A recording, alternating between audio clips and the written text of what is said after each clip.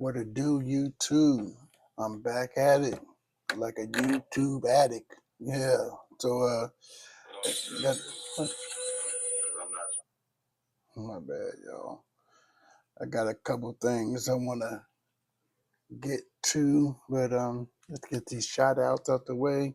And again, the reason why I like to get the shout outs is number one, get paying homage to those that came before me and got me very interested in doing these videos, and so boom, I started back doing them. And also for come on, man, there's always someone on here talking about this, talking bad about that person.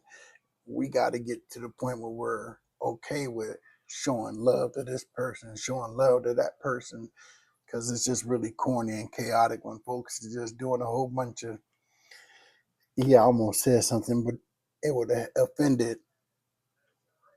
the ladies. Because let's be real, females aren't the only people that gossip. These dudes be gossiping just as much sometimes. I know some, it's just sickening. Gossiping just shouldn't be done by nobody. Period, point blank. You got something to say? Go say it to them to their face. If you can't do that, you're a coward, so shut up. It's real simple. So let's get back to what I'm doing. Shout out to Kev Mac Videos, Stephen A. Smith Show. First Take, Bosco 100, Nino Boy, um, C. Bill, Jay Williams, Joe T, Big Joe, Stay Out the Way, Trey, um, Real Ken Stevie. Excuse me, sorry y'all. Damian Porter, Big Cartoon, Big Blue Rag, um, Inglewood Legends, 89 on up, homie, The Who's Who, um, um, Young Ant, and 16 to Life, J Hood, and I'm over here thinking, y'all, because I don't want to say it at what I would want to say after I didn't got through mentioning certain videos. So I'm gonna say it at another time. But I really have some concerns about some folks, and I'm never been the person to be shy to speak what I got to speak. But I'm gonna do it at a different time because I just don't want it to seem as if I'm talking about one person. I want to just get everybody put in one box. So anyway, let's get to it. I'm going to tell you guys some, it's not a whole bunch, but I'm going to tell you a couple of stories about the late, great D'Amico Chapman, which we all call him DC. And I call him my cousin because him and my mom and his uncle, they had dated. Matter of fact, this is a real serious, this is a real true story. It's kind of a trip. Um, the very first time I've ever been to a penitentiary, and not no, like I'm booked and I'm going in there, I got time to do. Going up to visit his uncle with my mom. They used to have a blue van. Excuse me, man, this is bothering me. I ain't yawned that one time. Then all of a sudden I get on here and I yawn 5 times. Seriously, ain't yawned that one time in the last 20 minutes, and here all this comes. So anyway, they used to have a blue van that would pick you up from this house on 19th and Spruce, across the street from the Boys and Girls Club, where Sir Mix-a-Lot became famous from, and I used to play basketball for them too. And down the hill was my neighborhood, of course, 15th and Spruce. So, excuse me, this is a trip. But anyway, the thing about it is, as a kid, you're tripping just to be going You don't want to go number one. And then your mom's taking you, and you just feel like you're being forced because you're only 7, 8. I forget how old I was, if not a little younger. So I'm one here to visit this cat in the pen. Didn't want to go, but anyway, so we get up there, and so once we got inside, I'm kind of looking around. I'm checking things out, and I look down. Excuse me, y'all. I can't stop him, so I can try to hold him back. I don't know if there's any tricks to stop it. I don't know how. It's happening, so bear with me. But I'm going walking over literally to just look down in the pen in the they got doors and they got windows, and I'm just looking, just veering off like, wow, just looking at all the different levels it was, and people walking around, and I'm just tripping like, man, this is the penitentiary. But I'm still a little kid, but I'm in amazement because what I'm seeing. So I go to sit back down, and I'm sitting in the chair, and I'm watching mama and dude. Maybe this happened before I went and sat down. They tongue kissing, and while they tongue kissing, I'm literally seeing the balloons transfer. Yeah, way back then, I remember all of this. She kissing this cat and balloons, cause I can see the little red, the blues that's going from mouth to mouth, and I'm looking like, what the hell? When I got older, I really knew, but right then I can tell what the heck they look like. They're a little small. Mama, they came up to the transport. Man, my mom, rest in peace. And matter of fact, partner, she went to go visit, but he rest in peace. So it ain't like they can get booked for anything. You know, like look, never told on nobody, even though we got this one coward from the South that had a whole bunch of backwards dumb stuff that had a nerve to make it seem like I'm calling one time on him. Boy, it's not my fault that you don't know rental history. And when you have an issue with your rental company or whoever the owner is, you got to call the law if they're trying to lock you out. You can't just go beat the cat up because you're going to jail. So you got to call the law. And this coward trying to make it seem as if I didn't try to pull a fast one or talk behind his back. And he was known through the town for snitching. And then my coward of a cousin gonna try to put me on loudspeaker with his partners. You know, you can just hear things. I heard his people in the background, and I'm like, man, I know this dude ain't talking to me directly because I'm like I spy. I catch everything. I used to tell chicks, I can tell you're smiling on the phone. They start cracking up more. Yeah, I can tell when you're smiling and laughing. Man, look, I had a weird brain. But this cat trying to make it seem like I didn't told on him. Boy, my record has been clean the entire time I've been in this state and out of this state. No matter where I went up and down this coast, never had a bad name. Never did no tattletelling on no one. Matter of fact, a cat from the South, had to do an extra 8 months in they cell because I didn't tell when they caught me with the moped. And my attorney kept saying, Dorian, you just should tell them who it was because you never had any of it. Because I was a meat picker, and she knew I did petty crime, not possession of stolen property crime, which was considered a felony and get you booked sent right up to institution quickly. I was like, look, I'm not doing that. I wasn't going to just tell my attorney I'm not going to snitch because she's not trying to hear that conversation. I just told her I wasn't going to do it.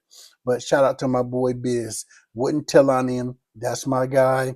Regardless if he was a little short Asian, still the point was my stepdaddy from Chicago, El Rookin, taught me you ride your own beef because snitches end in ditches. Taught us that at 8 years old.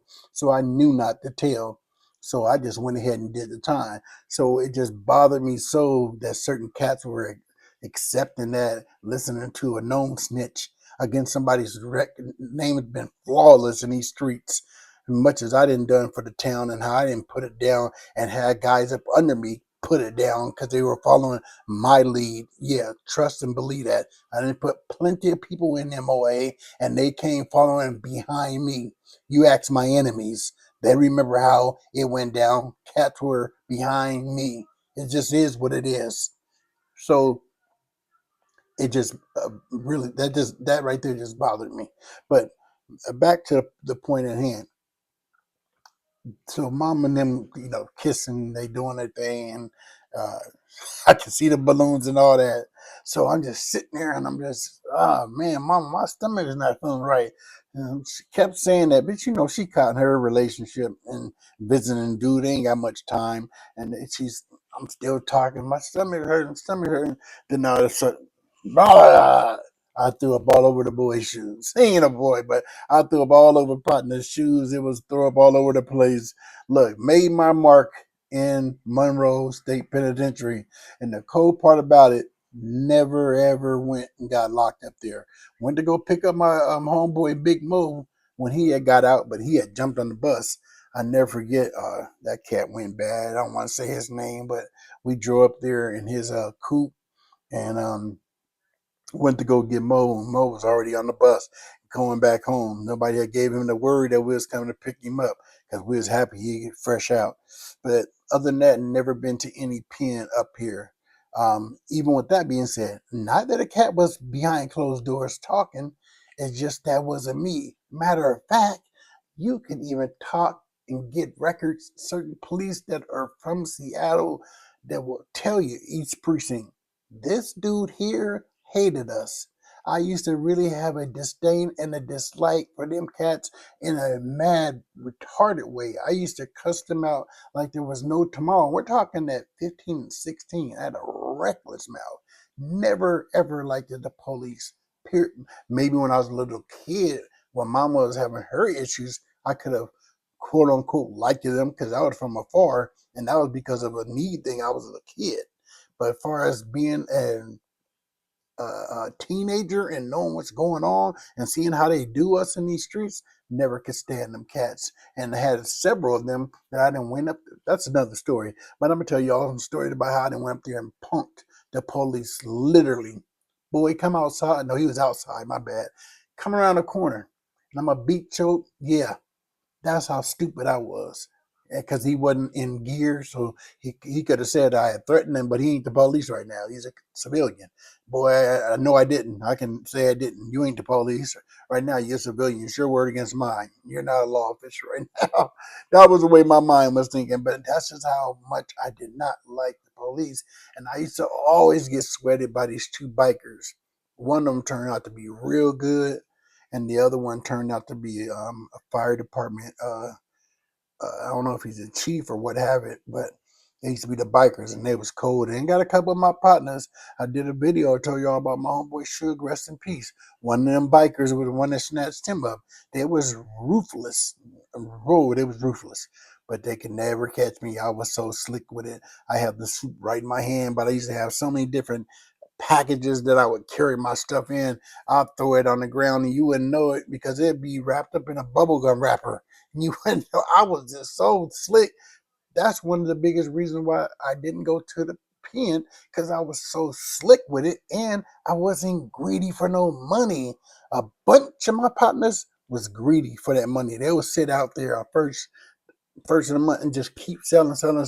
Don't care if they didn't sell to undercover, as far as I'm concerned, just because they're so money hungry. I've never been that way. I've been having the money since I was a youth, like a 12-year-old kid from picking meters. So money ain't never been a big object to me because I've always had it. Nevertheless, yeah, never touched the pen, and I'm grateful for it now because I don't want to have I didn't been to the pen like that's some badge of honor. Like cats used to really think that was. That's so cool, man. I kid you not. I'm going to tell the story, but my cousin, I kid you not, I'm downstairs with him on the second floor in the county, and this dude is walking around talking like, he'll come up to me and just be like, literally coming from court, I'm going to the joint, dog. He was happy about it, like that was a badge of honor. And he was in there with his dad, which is my uncle. My uncle, he hot at him. He started talking crazy stuff because he had been in the pen a couple times. Here it is, his son about to go for the first time, and he walking around talking because he was a B dog like I was. He was saying it like it was a badge of honor. Like, come on, man, the pen is not something that you can tell. Oh, yeah, I've been to the pen. Well, for some people it might be. They may think that's some badge of honor, and that's sad. But anyway, so I'm gonna get to the story. Ooh, excuse me. I believe we were in. I'm almost for certain this time we were in DC's sedan. Excuse me. Coming through the central, coming up to the back of not back of Yesler, coming from down off of the water up, coming up Yesler, and I forget where the one times got behind us, but man, look here, DC and then driving skills impeccable. The dude was ruthless, and he all this time. I'm about to explain the story to you. He's hitting it with the fingers. Now, certain times he had to do two hands because it was some cold turns, but majority of the time he's with the one finger, just hitting corners. But they threw on the lights on us, and certain police just know you, so they knew that face, D'Amico Chapman. That's what I think their mind was on. Pew! They behind us. And this cat punched it. The sedan, leaving them little police engines they had back then. Whew, shoot up Yesler. Shoot down 19th, 20th. Sam's Cookies on 20th. Shoot down 20th. Bust a right. Bust a left. Come around by man's granny's house. Come back up by Gay's Bakery. Shoot across the street. Back over Jackson, going past Wonder Bread. We done did a whole circle and let them cats from the first place where they just started us. When they first hit us with the lights. D was just so cold with it. It was surgical. And he knew the central so swell, he was just pulling it out. And we got away. I mean, the dude was ruthless with it. And the next time, broad daylight. The other time was at night. My bad, y'all. The next time was broad daylight.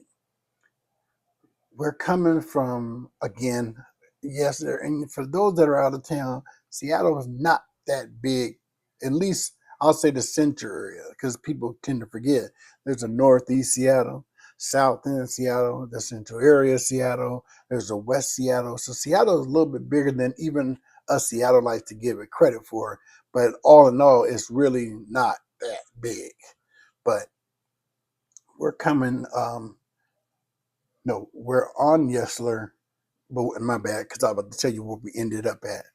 They threw on the lights, and we were back over off of maybe 17th and Fur, somewhere off in that area. They threw on the lights. Dean, with his maneuvers, hit a corner. Hit another corner. Now they were still kind of close to us, and then he sheen down 15th super fast, hit another corner, go up the street. Now he's trying to throw them off so he can eventually park, because that was the game. You got to get them away from you, give you enough time to park and get somewhere. So he gets them off him, give himself some time. This time we're in a coupe, and I think it was a yellow one. I want to say he had a yellow one, but it's kind of weird because I never remember DC having a yellow canary, because I had one, which was, they used to call it the half a lack. Oh, the homies used to do me bad. I used to call it the half a lack. Anyway, I'll tell a story another time. But maybe it was somebody he knew's car, because I want to say it was yellow, but I never remember him owning one, because he had a fleet of different Cadillacs. But so we shoot down 15. Now we're on 15 again. We come down, he busts to left, go behind Goodwill Church, parked. Almost felt like soon he threw it in park, it almost sounded like the transmission almost fell out because he threw it in there so fast. Threw it in park. I already knew Stilo. Soon he threw it in park, it's time to get out and break. We both get out. We break through Goodwill Baptist Church, because the car's parked over here, and that's a little parking lot. We jump out and run over. I don't think they had a fence there at the time. And we went and ran through, and then they had these apartments where it's for low income, or it's like a shelter for women with kids. I think it's still going to this day. We seen through there, ran down them little stairs, ran across the street, and just lay down in these bushes. Now there's apartments right there, or condos, or whatever you want to call it. And we both just laid down there in the grass. Man, I kid you not. We started seeing them. Foo, foo, foo, foo. They come down the streets, and me and him just laying there, both our eyes bucked. And we just looking at each other, because we're knowing they about to pull up on us at any minute. But we just laid there stiff. I don't think we got up for maybe 15 minutes, possibly longer, but I'm sure we stayed there for about 15 minutes. Spooked because it's broad daylight, and when your face is just known from in the CD that they know you, and if they seen him driving, but if they seen me too, I mean that's a 2 for 1 or whatever you want to call it. That was a big catch because I was a habitual traffic offender. Ain't no telling what D must have been habitual times 10 because he was way more reckless and ruthless when it came to driving than me. And he had way more stripes than me in terms of the game and rolling because D was rolling way before me. Trust and believe, I used to be in a tornado with him when I first got out on ACL and his goat spot, just be sitting in there and just admiring his skills and just, corner of my eye, my peripheral, just watching like, this dude's filthy in my head because he literally tech, what they call it? Anyway, he was a masterful masterpiece at doing these moves with the, yeah, we drive with just the finger around here. He was raw. Between him and man, them are the two that I learned the most from outside of my daddy because I come from him and he was a pimp. He knew how to drive, bottom line. So it was in me. But when you're just a kid and learning how to drive, everything that was in me didn't come out until I really learned how to drive. And shout out to Biz again. That's who taught me and my homeboy Glee how to drive. A little Asian. Yeah, I know I told that story before, but it was back in the day when I had hit and miss with the YouTube. Now I'm starting to be a little bit more consistent. I want to get a lot of those old videos back to the surface, and I wasn't telling them like they should be told. Sometimes I'd be all quiet telling them. Anyway, it just wasn't the way it should be. But so yeah. So anyway, of course, me and D, we got away from that situation there. Now this is the one where I was the driver and D wasn't around. It was me. It was a cat. I ain't gonna say which one, but it was a cat that was a part of a legendary group. I'll just say that from our town, and because for a while there, I kept wondering which one of them was with me. It just dawned on me exactly which one it was that was with me because that cat was in a passenger seat, which is a trip. Because I was with my cousin and I was with this. I wasn't with them, but this other dude, because we all had started from Dino's. This other dude, he had jumped in with us back in the day, or period in Seattle. When the cat be like, "Hey, we're about to roll. You have to go smoke on some fire. You want to come?" Cats just jump in and go, and we just go do it. Because I didn't even know this dude. I found out that he was my cousin's ex, and he was my chick's ex as well. But I didn't know all this at the time. There's things I learned a little bit later. So he's in the car. We just flossing, doing what we do in Seattle. And as I'm going down Madison, we're leaving from Dino's, we get the lights hit on us. And instantly, I'm like, man, I had this, that, and the third to do. And I was like, oh, no, I can't get caught. So I makes a right on, I think it's Martin Luther King and Madison. And as soon as I make that right, I'm going a little slow. The police pulling behind me, just giving them enough time to just come behind me like they're about to throw their joint in park. And as soon as they did that, I punch it. Ah! Shoots up that street. That's right. I didn't go up Martin Luther King. I went a street back. I shoot up this little dip because I'm not really from the valley area, but people from the valley know what I'm talking about. So I shoot up this little dip like you're going back up towards the YWCA. And as I shoot up that way, mind you, this has just been me. And I guess, like they say, habits are hard to break. I'm putting the blinkers on every time I make a turn. I'm putting the blinkers on. Did you not? So now I'm hitting corners. So I make that left and I'm sheening. Now, about time because when I make that left, I'm coming away from 23rd. Now I'm about to go down towards Martin Luther King. Martin Luther King. As I get ready to cross over MLK, I'm hearing cats. Man, let me out. Pull over, let me out, because I am speeding, not trying to get caught. Phew. Now, this time, I didn't left the police. Now, in my mind, I'm thinking, dang, am I that good? Because I know I'm a pretty good driver. Am I that good? I got these cats up off me. So I'm still kind of paranoid, thinking that eventually they're gonna swoop up on me. I know I didn't get rid of them that good, so I'm still punching it real fast. I don't know how fast I was going. I'm not gonna lie to you. I seemed to cross Martin Luther King. Phew, shoots up that street, makes a left, shoots around the corner. By the time I come up through the back way, because my family used to live off of 33rd and Pine, so I come up off of 30 32nd and I don't even know what the street next after Pine, because Pike's before it. Anyway, I don't know what that street is. I come up off of that street and then I make a right and I'm going up like 34th where I'm back again towards Pine now, and make another left, make a right, because I'm getting away from my family's house, because I know when I get out, I'm breaking back towards my family's house, but I want to get as far away as possible so we can go be on foot so I can get over there, get inside, or call a cab from outside. So, and my bad, y'all.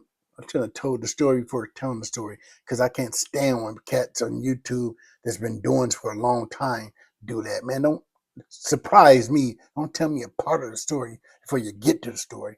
So anyway, I hit that corner before I can get it all the way parked. The cat that was my cousin's ex, because this is a rental. The cluck dude got it from me. Dude that was like I said, my cousin ex. He's kicking the back window trying to get out. My relatives in the back. He's trying to get out. They're both yelling. The only person that's cool is the cat from that legendary Seattle. Uh, Back up off my tip. Back it off my tip. My daughter plays that joint because her mama told her how much I love that song. That was my theme song because that's how I used to talk. Back up off my tip. Yeah. So anyway, I'm with partner. Yeah, I'll say that part. So he's the coolest one out the whole party. The other two in the back going nuts. Like I said, before I can even get this joint parked, this dude is kicking on the window, and then finally, whew, window just breaks open, and he jumps through the window. He never kicked out. I didn't park now. He jumps through that window. My cousin pulls his door open, and I don't know where those two. I almost said old boy's name. I don't know where those two, the dude from the rap crew group, and my cousin's ex. I don't know where they broke to, but me and my cousin, we broke over to my family's house. And so we breaks over to my family's house, and I was about to bang on the door, and I was like, nah, it was kind of dark. I was like, nah, let me just call a cab from outside. And so we waited a minute until, the scenery kind of cooled down. Because remember, the car where it was at was blocks away from my family's house. So I had called the cab, gets in the cab, and then all of a sudden my cousin like, man, I done lost about $1,000 worth of work. What? Man, I threw it. As soon as the police as soon as we got out the car, I threw it. I thought in my head, you dumb dumb. We didn't got away from these people. I mean, for now, it ain't like they're anywhere around us. You would have been better off keeping that. Man, look here. I would have ran if they came up on me and got rid of it right then, because he was a fast runner too. You got action. There's no one around. We just got anyway. Some people's brains just operate a little different, so it blew me away that he even did that. So he uh, he takes the loss. We jump in the car. Um, as we in the cab, no, after we got out the cab, go to my chick's house, and I calls the club dude, hey, report your car stolen. He reports the joint stolen. It was a rental car anyway. Things went the way they went. Nothing happened to him. Nothing happened to me. He went and got me another rental. I'm back rolling again. Hey, man, that's my story. I appreciate y'all listening to me. This is D-Chill at D-Chill, the discussion.